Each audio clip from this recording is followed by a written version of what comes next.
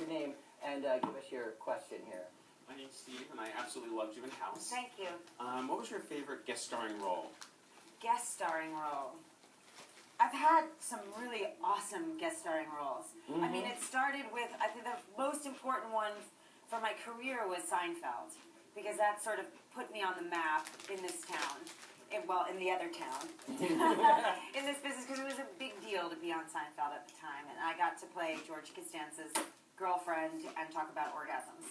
My grandmother was upset because she thought I was actually naked under the covers. She couldn't understand that I had... The covers were up to here. Right, there was plenty of clothing on underneath. That's hilarious. But after that, I mean, I had so much fun on Ally McBeal. I had so much amazing time on The West Wing. I've gotten to do some really awesome parts on shows. We actually have a clip of you on Ally McBeal. Oh, really? Because that was, 15 years ago. Right. Ally McBeal covering a topic that was pretty controversial back then. Yes. And now it's amazing how times changed. Let's see. Well, now it would be offensive that I played this part. Well, let's take a look Right. and we'll talk about it, yeah.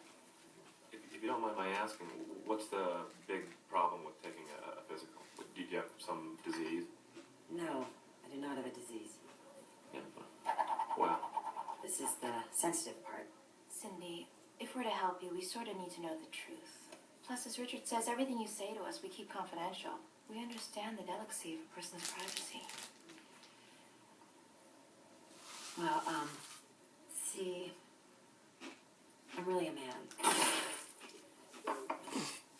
And that moment right there kind of says everything about what it was 15 years ago and what it is now. Right, I wouldn't have answered that way now, and I wouldn't have had that part now. Right. Luckily, now, a trans woman would be in that role. Right, yeah. What was the reaction within the industry to you taking that role? Was there anything, or even from you? I got a lot of offers to play transgendered people after that. Is that right? I was like, really? People actually thought I was a man for a while. Really? Whatever, I don't care. I mean, it's so you've done a good job. Yeah. You've done a good job if everybody believes it. It's amazing, though, that people take your roles very literally. People take roles very literally. Every role. For Seinfeld, for example, by the way, Seinfeld, for example, is one of those things where, let's take a look at that clip. If people thought this was literally what you were like, let's take a look.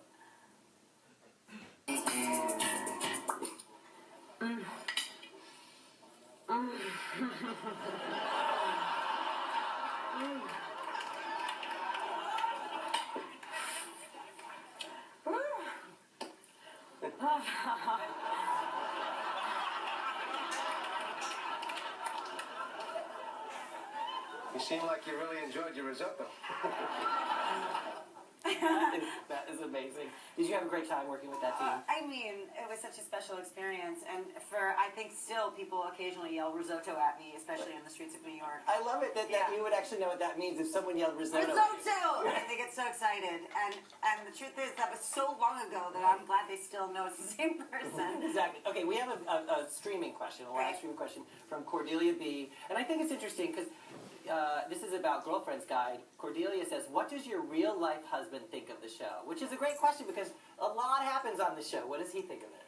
You mean in terms of the sexiness or just the show in general? In general, both. I'm curious about the sexiness, but what does he think in general? Well, he's not a TV watcher. Okay. So he's watching it for me. And I think...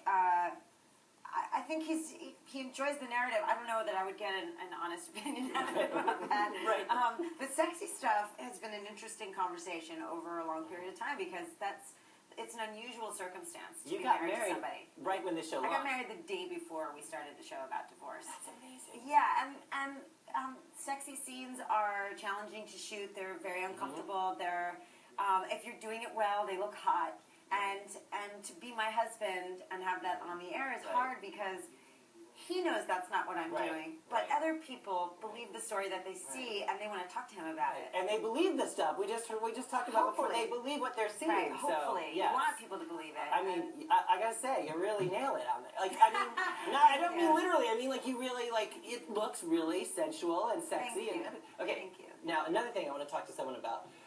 Believe it or not, you have fans all over the world, and many of them are watching right now. We've got Lisa, a super fan, who is Skyping in with us all the way from the French Alps, okay? Oh. She has been a fan of yours for years, and she absolutely adores you. Look at this. Okay. Well, okay. I'm Meg, actually. Oh, Meg, I'm sorry. I've got Lisa on the brain. I apologize. Meg, what time is it? That's okay, that's understandable. What time is it where you are? Oh, there we go. Around 1 a.m. Okay, so you're already up late, and why? I hear you skip work to watch the show. Is that right? I took tomorrow morning off, yeah. Is that because it's so late where you are that you know you're going to be tired, basically? Well, the show airs at 4 a.m. here, so we all do that in Europe. What would you like to ask Lisa? Yeah, they're committed. Supporters. Do you have a question for Lisa? Sure, I'm so excited about the new season, and I've seen the previews with the doctor, and I'm very curious about what's going to happen between you two. So if you could tease that, because everybody is just fantastic. And also, yes. please tell me at some point you're going to bring Will back. Oh, Will. You'll see Will. You'll see Will tonight. Yeah. Looking good. He won't disappoint. Will not disappoint tonight.